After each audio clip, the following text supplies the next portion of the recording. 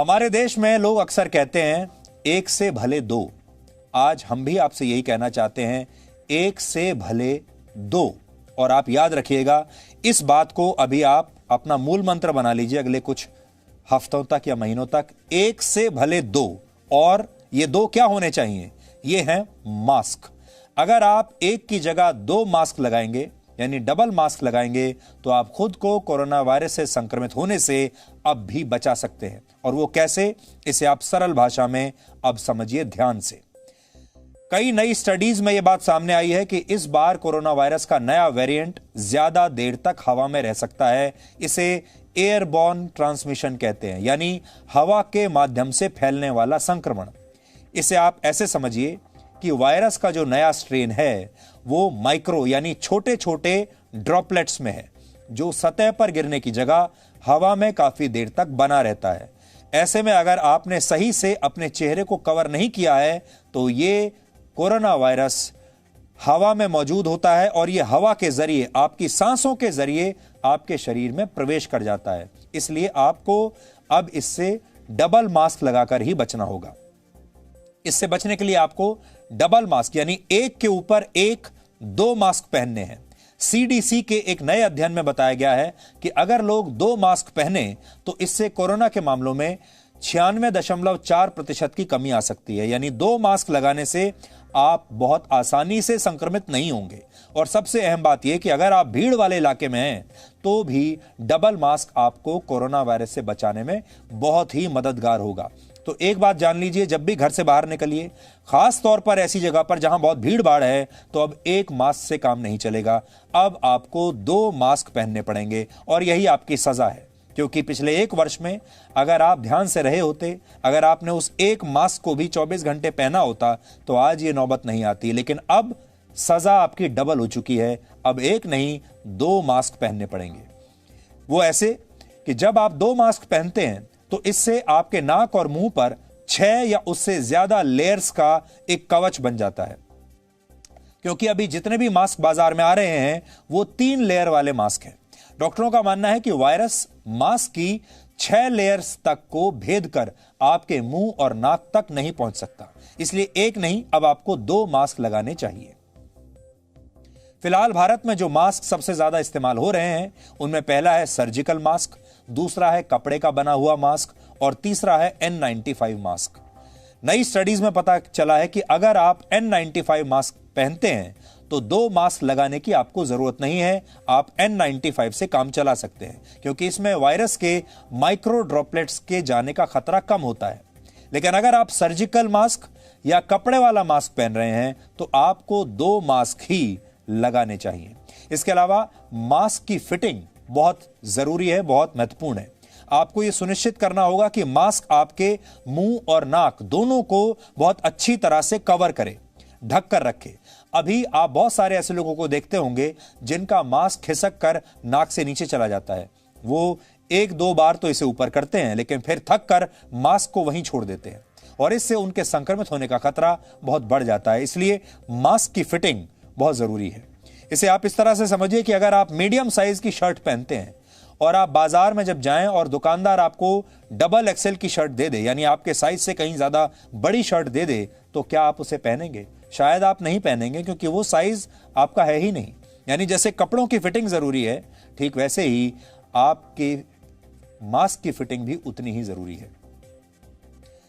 Oxygen के बारे में हमने आपको बताया अभी, और शुरू में जो हमने आपको बताया था कि ऑक्सीजन की कमी बहुत हो गई है, लोग तड़प रहे हैं, परेशान हो रहे हैं, ये सब बातें हम आपको कई दिन से बता रहे हैं। शमशान घाट में वेटिंग चल रही है, कब्रिस्तान में वेटिंग चल रही है, ये सब बातें भी आपको बता रहे हैं। लेकिन आपको कोई ये नहीं बता रहा कि आप इससे बच कैसे सकते हैं। इसलिए हम आपको कुछ सकारात्मक बातें आजकल हर रोज कोशिश करते हैं कि हम बताएं और आपको सॉल्यूशन भी दें। अब आपको यह बताना चाहते हैं कि अगर आपके शरीर में ऑक्सीजन की कमी हो जाए, और आप तो जानते हैं आजकल ऑक्सीजन आसानी से उपलब्ध नहीं है, तो आप क्या कर सकते हैं। अगर आपकी तबीयत बहुत ज्यादा खराब नहीं है और आप अभी भी ऐसी स्थिति में हैं कि आप खुद कोई छोटा मोटा आसन कर सकते हैं, तो अब आपको कुछ बताते हैं कि आप पेट के बल लेटकर अपने शरीर में ऑक्सीजन का स्तर बढ़ा सकते हैं अपने घर में रहते हुए। यह एक योगासन है जिसमें पेट के बल लेटने की इस अवस्था को हम प्रोन पोजिशनिंग कहते हैं। इसमें पेट के बल उल्टा होकर लेटना होता है, जिसे आप इस चित्र के जरिए समझ सकते हैं। ये बड़ी स्क्रीन पर आप चित्र देखिए। आपको इस तरह से लेटना है।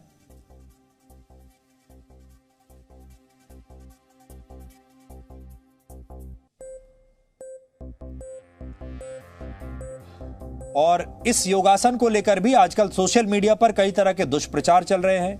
और आप तो जानते हैं कि आजकल आप जिससे भी मिलते हैं, हर व्यक्ति कोरोना वायरस से बचने की कोई ना कोई विधि लेकर अपनी जेब में घूम रहा है। आप किसी से भी बात कीजिए, सुबह उठते ही किसी को भी फोन कीजिए, किसी से भी मिलिए, हर व्यक्ति एक नया नुस्खा लेकर आपके सामने आ जाएगा। और सब लोग आजकल डॉक्टर बने हुए हैं, सब लोग आजकल वैज्ञानिक बने हुए हैं, और हर व्यक्ति आपको यह बताता है कि कोरोना वायरस से कैसे बचना है और उसके पास कौन सा नया नुस्खा आया है। लेकिन हम आपको सही बात बताना चाहते हैं। इस योगासन के बारे में भी बहुत सारी भ्रांतियां फैलाई जा रही हैं।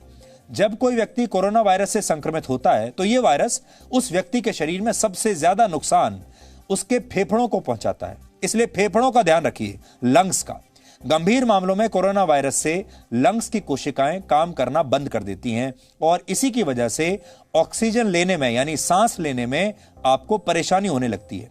ऐसी स्थिति में डॉक्टर मरीज को ऑक्सीजन देने के लिए कई तरीके अपनाते हैं और प्रोन पोजिशनिंग भी उन्हीं में से एक है जो आप अभी देख रहे हैं। इस अवस्था में जब कोरोना का कोई मरीज पेट के बल लेटता है तो इससे फेफड़ों में निष्क्रिय पड़ी कोशिकाएं दोबारा काम करने शुरू कर देती हैं। डॉक्टरों की भाषा में कहें तो इससे लंग्स की इलास्टिक प्रॉपर्टीज पहले की तुलना में बेहतर हो जाती हैं और इससे फेफड़ों की कोशिकाएं भी थोड़ा सा खुल जाती हैं और शरीर में ऑक्सीजन का स्तर धीरे धीरे बढ़ने लगता है। हालांकि इसका मतलब यह बिल्कुल नहीं है कि आप घंटों तक इसी अवस्था में लेटे रहें। केंद्रीय स्वास्थ्य मंत्रालय ने बताया है कि इस अवस्था में 30 मिनट से 2 घंटे तक ही लेटना चाहिए, जितना आप कर पाएं उतना। और ज्यादा अच्छे नतीजों के लिए आप 4 से 5 तकियों का भी इस्तेमाल कर सकते हैं। इनमें एक तकिया आपको अपने सिर के नीचे लगाना है, 1 या 2 तकिए अपनी चेस्ट यानी छाती के नीचे लगाने हैं और एक तकिया दोनों पैरों के नीचे आपको रखना चाहिए। प्रेगनेंसी, नसों में खून के थक्के जमने और दिल की बीमारी में डॉक्टर इस अवस्था में लेटने की सलाह नहीं देते, इसलिए आपको इसका बहुत ध्यान रखना है। इसके अलावा खाना खाने के आधे घंटे बाद तक आपको इस तरह की एक्सरसाइज बिल्कुल नहीं करनी है। ये कुछ प्रिकॉशंस हैं जो आपको ध्यान रखना है। अब आपको 5 आंकड़ों के जरिए बताते हैं कि भारत में कोरोना वायरस का संकट कितना गंभीर इस समय है। पिछले 24 घंटों में हमारे देश में 3,32,921 नए मामले दर्ज हुए हैं और 2,263 लोगों की मौत हुई है। ये हैं आंकड़े।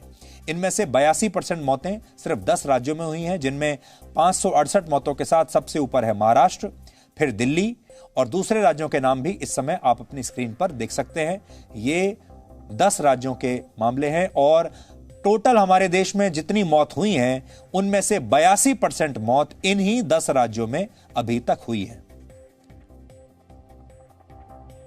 इसके अलावा कुल नए मामलों में से 75% नए मरीज भी इन्हीं 10 राज्यों में मिले हैं।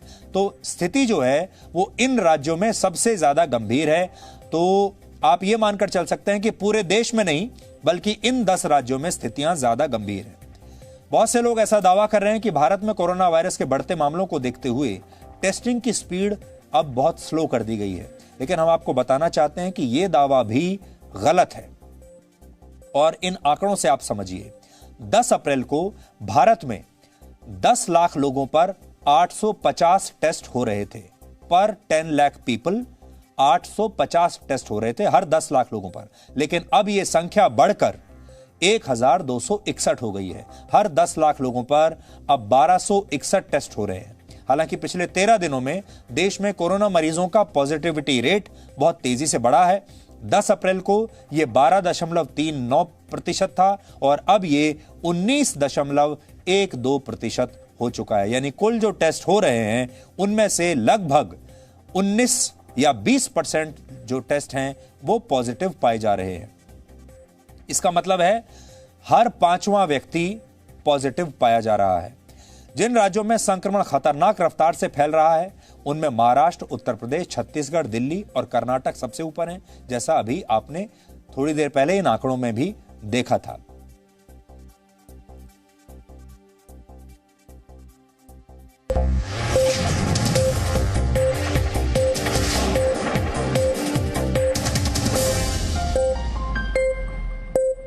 Presenting B News app, available on Google Play and App Store. Download it now.